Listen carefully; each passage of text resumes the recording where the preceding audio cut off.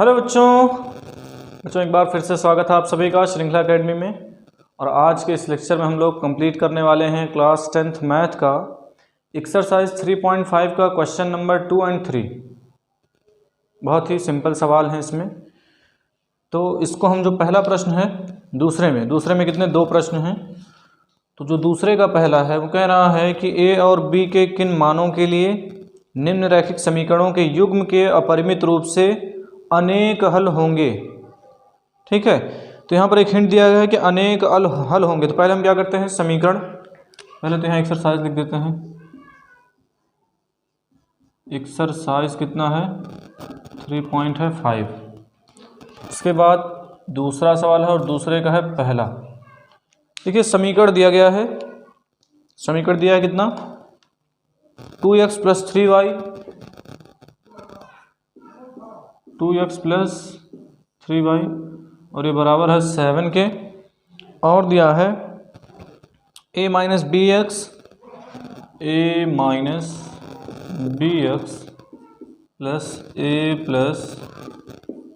by और यही बराबर है किसके 3a + b - 2 3a + b - 2। ये इतना दिया गया है और जो कह रहा है अपरिमित रूप से इसके कितने हल हैं, अनेक हल हैं। पहले हम इसको थोड़ा सा इधर ले आते हैं, हो जाएगा 2x + 3y - 7 = 0 हो गया। और है a - bx प्लस हो जाएगा a + by प्लस हो जाए माइनस हो जाए 3a + b - 2 और ये बराबर 0। ये a1 है, ये b1 और ये c1, ये a2 ये b2 और ये पूरा हो जाएगा c2। तो अब जो कह रहा है अपरिमित रूप से अनेक हल हैं, कितने अनेक हल हैं। तो हम क्या करेंगे, यहाँ पर अनेक हल के लिए हम जानते हैं, यहाँ लिख देते हैं अनेक हल के लिए।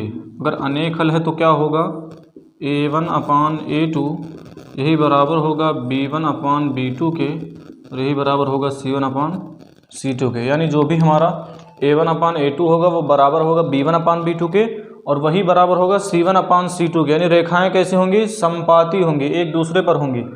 और जब रेखाएं क्या होंगी, एक दूसरे पर होंगी, जैसे मान लिया ये एक रेखा है और इसी पर दूसरी रेखा इस तरह से है दूसरी रेखा, तो क्या होंगे, इसके अपरिमित रूप से अनेक हल होंगे। और अनेक हल के लिए हम यही यहाँ पर लागू करते हैं, इसको मिटा दे रहे हैं। अब देखिए क्या करेंगे, यहाँ से अब मान रखेंगे a1 कितना है 2, a2 है a - b, ये बराबर b1 है 3, a2 है a + b और बराबर c1 है -7। तो a2 कितना हो जाएगा, ये ब्रैकेट हम लगा दे रहे हैं, यहाँ से इसको पूरा ब्रैकेट लगा दे रहे हैं। तो ये हो जाएगा c1 हो गया -7, c2 लिखेंगे -3a + b - 2। अब क्या करेंगे, पहले इन दोनों को एक दूसरे के बराबर दिखाएंगे। तो आ जाते हैं यहाँ पर, तो ये हो जाएगा 2/a - b और यही बराबर हो जाएगा 3/a + b। गुणा करवाते हैं तो हो जाएगा 2a, फिर से गुणा 2a + 2b बराबर हो जाएगा 3a - 3b। अब क्या करेंगे, इन दोनों को क्या करिए उधर लेकर के चले जाइए। तो देखिए हो जाएगा 3a - 3b था, हो जाएगा -2a - 2b और ये बराबर हो जाएगा 0। यहाँ से जब घटाएंगे देखिए 3a में से 2a घटेगा, एक a बचेगा और ये 3 2 हो जाएगा 5b माइनस में, क्योंकि माइनस माइनस क्या होते हैं आपस में जुड़ जाते हैं, लेकिन चिन्ह किसका आता है, माइनस का चिन्ह आता है। तो अभी a - b बराबर आ गया 0, तो करेंगे a बराबर कितना हो जाएगा 5b। इसको मान लेंगे इक्वेशन नंबर 1। समीकरण 1 निकल के आ गया है। अब क्या करेंगे, लिखेंगे, अच्छा लिखना क्या है, अभी पहले इन दोनों को लाएंगे अब की बार, क्योंकि यहाँ से क्या हुआ, अभी a और b का स्वतंत्र मान नहीं निकला है। तो अब हम क्या करेंगे, स्वतंत्र मान निकालने के लिए इसको अलग करेंगे फिर। तो ये हो जाएगा 3/a + b और यही बराबर हो जाएगा 7 -3a माइनस नहीं, माइनस तो कट गया है, तो हो जाएगा 3a + b -2। फिर से करवाते हैं तिरछे गुणा, तो हो जाएगा 3 त्रिक 9A प्लस 3B और -6 बराबर हो जाएगा 7A प्लस 7B। समझ में आया? तो अब क्या करेंगे, यहाँ से इन दोनों को इधर उठा लाएंगे, तो हो जाएगा 9A प्लस 3B -6 बराबर, अच्छा बराबर नहीं, -7A माइनस 7B बराबर हो गया 0। अब देखिए 9A में से 7A घटेगा, बचेगा 2A, ये 3B ये 7B माइनस बच जाएगा 4B और -6 बराबर 0। तो अब यहाँ आ जाते हैं, फिर लिखेंगे समीकरण 1 से A का मान रखने पर, A का मान रखेंगे, तो जब A का मान रखेंगे A बराबर कितना है 5B, तो हो जाएगा 2 गुणे 5B माइनस हो जाएगा 4, बचेगा -4B और यही बराबर हो जाएगा -6 बराबर 0। तो अब देखिए ये 2 पंजे हो जाएगा 10B -4B और 6 को उधर भेजो बराबर 6। तो देखिए 10 में से 4 घटेगा, बचेगा 6B बराबर 6, तो B बराबर आ जाएगा 6/6, काटेंगे तो कितना आएगा 1, तो B बराबर आ गया है 1। ये तो आ गया B का, तब लिखेंगे B का मान समीकरण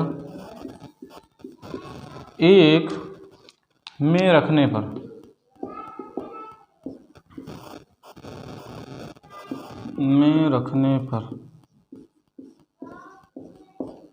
तो जब B का मान रखेंगे कितना 1, तो A बराबर कितना आ जाएगा 5 गुणे 1, यानी A बराबर आ जाएगा 5। ये हो गया पहला सवाल हल। बहुत ही आसान है। क्या करना है, पहले सबसे पहले हम क्या करेंगे, इस तरह से, चूँकि यहाँ एक हिंट दिया था अनेक हल के लिए, हम जानते हैं A1/A2 बराबर होता है B1/B2 और यही बराबर होता है C1/C2 के। तो हम क्या करेंगे, यहाँ पर हमने A1A2 B1B2 C1 C2 हमको मालूम चल गया क्या है, तो हम यहाँ से क्या करेंगे, मान रखेंगे। मान रखने के बाद चूँकि ये तीनों ही आपस में बराबर होते हैं, तो किन्हीं दो को उठाएंगे, इस तरह से हल करेंगे, फिर इन दो को उठाएंगे, इस तरह से हल करके A और B का स्वतंत्र मान यहाँ से निकाल लेंगे, जो कि सवाल में कहा गया था। चलिए नोट करिए इसको, आते हैं अगले प्रश्न पर। चलिए बच्चों, अब हम देखते हैं इसका दूसरा प्रश्न, और दूसरा है के किस मान के लिए निम्न रैखिक समीकरणों के युग्म का कोई हल नहीं है। तो देखिए यहाँ पर भी हिंट क्लियर है एकदम कि क्या दिया है, किस मान, मतलब के का हमको मान निकालना है, जिससे ये पता चल सके कि इस जो दिया गया रैखिक समीकरण उसका कोई हल नहीं हो।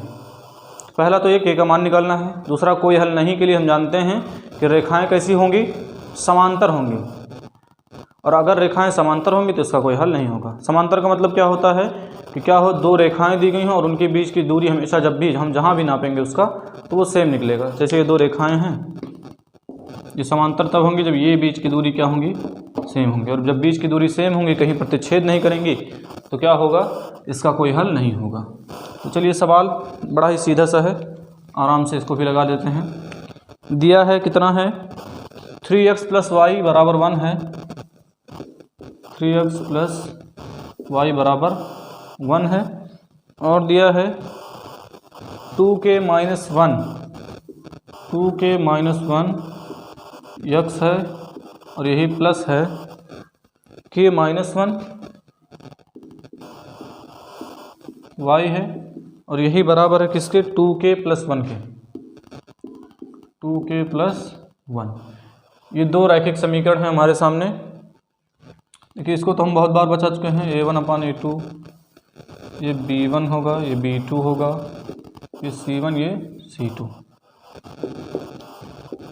इसका क्या है, कोई हल नहीं है, कोई हल नहीं है। और जब क्या हो, कोई हल ना हो, तो हम क्या मानेंगे, A1/A2, यही बराबर नहीं होगा, बराबर होगा B1/B2 के, और ये दोनों ही बराबर नहीं होंगे किसके, C1/C2 के। तब यहाँ से मान रखते हैं ऊपर से, A1 कितना है, 3 है, और A2 कितना है, 2k - 1, और फिर है बराबर B1 कितना है, 1 है, और B2 कितना है, k - 1। और यही बराबर नहीं होगा किसके, C1 कितना है 1 है और C2 है 2k+1। इसको निकालने की ज़रूरत नहीं थी, लेकिन फिर भी हमने यहाँ पर एक बार लिख दिया है। अब क्या करेंगे, ये दोनों आपस में क्या हैं, बराबर हैं। अब यहीं से हम क्या करेंगे, इसका मान निकालेंगे। तो आ जाएंगे, ये हो जाएगा 3 2k-1 और यही बराबर होगा 1/k-1। क्रॉस मल्टीप्लाई करना लाई तो हो जाएगा 3k-1, सॉरी इतना नहीं होगा, हो जाएगा 3k-3 और ये बराबर हो जाएगा 2k-1 के। इस 2k को उधर उठा लाओ, हो जाएगा 3k-2k और इसको उधर भेज दो तो ये हो जाएगा -3 था, इधर हो जाएगा जा करके प्लस। तो यहाँ से जब घटाएंगे तो बचेगा k और यहाँ बच जाएगा 2, यानी k बराबर कितना आ गया 2। तो यदि हम क्या करें, इसमें k का मान रख दें तो प्राप्त रैखिक समीकरण युग्म का क्या होगा, कोई हल नहीं होगा। यही इतना यहाँ पर करना था। चलिए जल्दी से भी इसको क्या करिए, नोट करिए और इसी के साथ हम तीसरा प्रश्न भी कंप्लीट कर देते हैं। दूसरे में 2 सवाल थे। चलिए बच्चों अब देखते हैं तीसरा प्रश्न। और तीसरा प्रश्न है, निम्नलिखित समीकरणों के युग्म को प्रतिस्थापन एवं वज्र गुणन विधियों से हल कीजिए तथा ये बताइए कि किस विधि को आप क्या मानते हैं, अधिक उपयुक्त मानते हैं। सवाल है, एक रैखिक समीकरण युग्म दिया है और उसको 2 विधियों से यानी प्रतिस्थापन और वज्र गुणन विधि से हमको हल करना है। और हल करने के बाद फिर ये बताना है कि दोनों में से कौन सी विधि जो सबसे ज़्यादा उपयुक्त है या सबसे ज़्यादा आपको अच्छी लगती है, आसान लगती है। तो सवाल नंबर 3 है 8x + 5y = 9।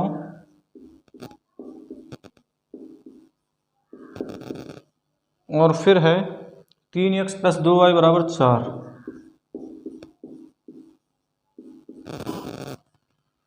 अब यहाँ से पहला जो हमको निकालना है, प्रतिस्थापन निकालना है। पहले हम प्रतिस्थापन विधि से हल करेंगे, फिर वज्र गुणन विधि से। प्रतिस्थापन विधि में क्या करते थे, पहले लिख देते हैं यहाँ पर नंबर 1 करते हैं, ले आते हैं 8x, यहाँ लिख देना है, लिखना होगा तो लिख देंगे यहाँ पर प्रतिस्थापन विधि द्वारा। जब प्रतिस्थापन विधि द्वारा लिखेंगे तो 8x + 5y बराबर में दिया है 9। यहाँ से हम क्या करते हैं, किसी एक के पक्ष में चाहे x चाहे y के पक्ष में मान निकालते हैं। तो हो जाएगा 8x = 9 - 5y, इसको इधर भेज दिया। अब यहाँ से क्या करेंगे, x बराबर लिखेंगे 9 - 5y/8, इसको मान लो समीकरण नंबर 1। दूसरा ये हो जाएगा 3x + 2y और बराबर में है 4। यहाँ से भी क्या करना है, अब की बार जो मान निकालेंगे वो y के पक्ष में निकालते हैं, ठीक है। तो यहाँ हो जाएगा 2y बराबर हो जाएगा 4 - 3x और y बराबर हो जाएगा 4 - 3x/2। इस पहले को समीकरण 1 माना था, अब ये दूसरा निकल करके आ गया। अब लिखेंगे यहाँ पर, यहाँ आ जाते हैं आगे और यहाँ लिखेंगे, इसको समीकरण 2 कर दो। समीकरण 1 से x का मान समीकरण किस में रखने पर, 2 में रखने पर समीकरण 2 में रखने पर। तो यहाँ से जब x का मान रखेंगे तो देखिए y बराबर है 4 - 3 और गुणे कर देंगे, x की जगह पे कितना करेंगे 9 - 5y/8, इस पूरे के बटे कितना हो जाएगा 2, ठीक है। इस पूरे के बटे कितना हो जाएगा 2, तो ये हो जाएगा y बराबर 8 चौक लासा ले लेते हैं, 8 चौक हो जाएगा 32 और माइनस हो जाएगा 3 - 27 और -15y, ये प्लस हो जाएगा और बटे है 8 और फिर बटे है 2। अब क्या करेंगे यहाँ पर, ये तो आ गया इतना, अंदर का अंदर गुणा करवाएंगे और बाहर का बाहर। तो ये हो जाएगा y बराबर 32 माइनस 27 प्लस 15y बटे हो जाएगा 16। अब 16 को क्या करो, इधर भेज दो, तो ये हो जाएगा 16y बराबर 32 माइनस 27, या घटा लो इसको, 32 में से 27 तो बचेगा कितना, 5 प्लस हो जाएगा 15y। अब इस 15y को क्या करो, इधर भेजो, तो जब 16y में से 15y घटेगा, 16y माइनस 15y बराबर कितना है, 5। तो ये घट करके आ जाएगा y बराबर 5। y का मान तो आ गया। अब y का मान लिखेंगे यहाँ पर, फिर लिखेंगे y का मान समीकरण 1 में रखने पर, y का मान समीकरण 1 में रखने पर, तो ये y बराबर आया है 5। इसको क्या करेंगे, यहाँ जो समीकरण 1 है इसमें रख देंगे। तो x बराबर कितना है दिया है, एक बार समीकरण 1 लिख देते हैं, 9 माइनस 5y बटे 8। तो हो जाएगा x बराबर 9 माइनस 5 गुणे हो जाएगा 5। देखिए 5 गुणे 5, 5 दिया हुआ y का मान रख देंगे, और बटे है 8। तो x बराबर हो जाएगा 9 माइनस 25 बटे 8। तो देखिए जब 25 पे घटाएंगे 9 में से, या 25 में से 9 जब घटाएंगे तो माइनस चिन्ह के साथ कितना आएगा, 16 और बटे 8, और काटेंगे तो आ जाएगा -2। x बराबर कितना, -2 आ गया। ये तो पहली विधि थी प्रतिस्थापन वाली। देखिए यहाँ पर थोड़ा सा अगर मुश्किल लग रही है आप लोगों को, तो देखिए पहले क्या करेंगे, ये 2 पहले से था, ठीक है ना, मेन बटा, ध्यान रखिए मेन बटा ये है। तो अब हम क्या करेंगे, ये 4 माइनस 3x लिखा था, x की जगह पे हमको क्या करना है, इतना लिखना है। तो x की जगह पे लिख दिया यहाँ पर हमने 9 माइनस 5y बटे 8। देखिए मेन बटा जब ये है ना, तो यहाँ से लासा लिया, तो जब भी मेन बटा ये वाला होता है तो हम क्या करते हैं, अंदर का अंदर गुणा करवाते हैं और बाहर का बाहर। बाहर यहाँ कुछ नहीं था, हमने 1 मान लिया, तो इस 1 को ऊपर गुणा करवाने में कोई फर्क नहीं पड़ेगा। अगर मेन बटा ये होता ना, तो हम इसको उठा करके ऊपर लेकर ऊपर फेंक देते, यानी ऊपर यहाँ पर गुणा करवा देते। लेकिन मेन बटा ये था, तो हम 2 को अंदर यानी इसके साथ गुणा करवाएंगे। ये 8 है, और फिर क्या, 1 का ऊपर गुणा करवाने में कोई फर्क नहीं पड़ेगा, तो ये हो जाएगा 32 माइनस 27 प्लस 15y बटे 16। और फिर इस 16 का यहाँ भेज देंगे, यहाँ भाग में था, यहाँ आ जाएगा गुणे में। तो 16y बराबर 32 में से 27 घटा 5 बचा, और ये 15y पहले से ही था। फिर क्या करेंगे, 15y को यहाँ से उठा करके यहाँ भेजेंगे। ये देखिए प्लस में है, इधर आकर के हो जाएगा माइनस में। तो ये है 16y और माइनस 15y बराबर है 5। जब 16 में से 15 घटेगा तो बचेगा y, केवल 16 में से 15 घटा 1 बचा, तो 1y यहाँ पर बचा, तो y बराबर कितना आ गया, 5 आ गया। फिर इसी तरह से y का मान क्या करना है, यहाँ जो समीकरण 1 हमने माना था उसी में रख देंगे। तो जब y का मान समीकरण 1 में रखेंगे, तो देखिए ये हो जाएगा 25 और माइनस ये 9 माइनस हो जाएगा 25, और जब घटाएंगे यहाँ पर तो बचेगा 16 माइनस में 8 से जब 16 को काटेंगे तो आ जाएगा -2। इस तरह से x बराबर कितना आ गया, -2 आ गया। ये हो गई पहली विधि, प्रतिस्थापन। मिटा रहे हैं इसको। फिर हम देखते हैं दूसरी विधि। दूसरी विधि से भी इतना ही आना है, y बराबर 5 और x बराबर कितना, -2। बस देखना हमको ये है कि कौन सी सबसे ज़्यादा उपयुक्त होती है, आसान है। तीसरा ही है, अच्छा उसको सवाल भी मिटा दिए। यह है 8x plus 5y, 8x plus 5y बराबर 9, ये हो गया। और 3x प्लस 2y बराबर 4, ये हमारे पास इतना दिया था। अब जो विधि लगानी है, वज्र गुणन विधि लगानी है। तो यहाँ से पहले जानते हैं, इसको मानते हैं a1, या a1 a2 ना करो, अच्छा a1 a2 क्या करना है हमको, चलिए यहाँ पर दिया तो लिखेंगे वज्र गुणन विधि द्वारा, क्योंकि अब की बार वही विधि यूज़ करना है। जब वज्र गुणन विधि निकालेंगे तो यहाँ पहले मानते हैं x, फिर मानते हैं y, फिर मानते हैं 1। ये माइनस में मानते हैं हमेशा, -y। देखिए यहाँ से हम क्या करेंगे, पहले x लिखा है तो हम इस x को बंद कर देंगे और इसका क्रॉस मल्टीप्लाई कराएंगे। अगर इसको हम और थोड़ा सा रूप थोड़ा सा इसका चेंज करें तो देखिए किस तरह से हो जाएगा। ये हो जाएगा 8x प्लस 5y माइनस 9 बराबर 0 कर लो, और यहीं पर इसका जब चेंज करेंगे तो हो जाएगा 3x प्लस 2y माइनस 4 बराबर 0। अब इस तरह से हम इसको समझ सकते हैं। इसको बंद करेंगे और इनका क्रॉस मल्टीप्लाई यानी तिर्यक गुणा करेंगे। तो देखिए जब x को बंद किया तो हो जाएगा 5 चौक 20 माइनस में, फिर माइनस का चिन्ह लगाते हैं और फिर हो जाएगा 9 दूनी 18 माइनस में। ठीक है, फिर हम क्या करेंगे y को बंद करेंगे तो देखिए 4 8 32 माइनस में, फिर माइनस का चिन्ह लगाएंगे और ये हो जाएगा 9 3 27। फिर 1 है, अचर पद को बंद करिए, हो जाएगा 2 8 16 माइनस 5 3 15।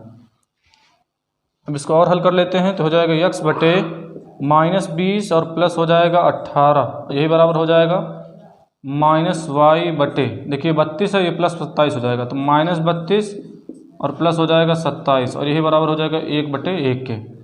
तो यहाँ पर हो जाएगा x बटे माइनस 2, यही बराबर हो जाएगा ये हो जाएगा माइनस वाई बटे माइनस 5, माइनस माइनस कट जाएगा और यहाँ हो जाएगा 1 बटे 1 ही कर देते हैं।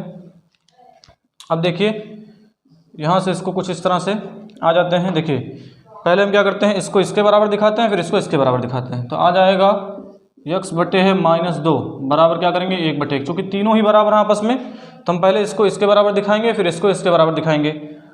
तो यहाँ से देखिए कितना आ जाएगा, x बराबर आ जाएगा माइनस 2, ये पहला हो गया। अब की बार कितना है, y बटे है 5 बराबर है 1 बटे 1, तो y बराबर यहाँ से कितना आ जाएगा 5 आ जाएगा। तो इस तरह से भी क्या निकला, x बराबर माइनस 2 निकला और y बराबर 5, सेम मान निकला है। बस बताना कौन ये है कि उपयुक्त विधि या सबसे आसान विधि कौन सी होगी।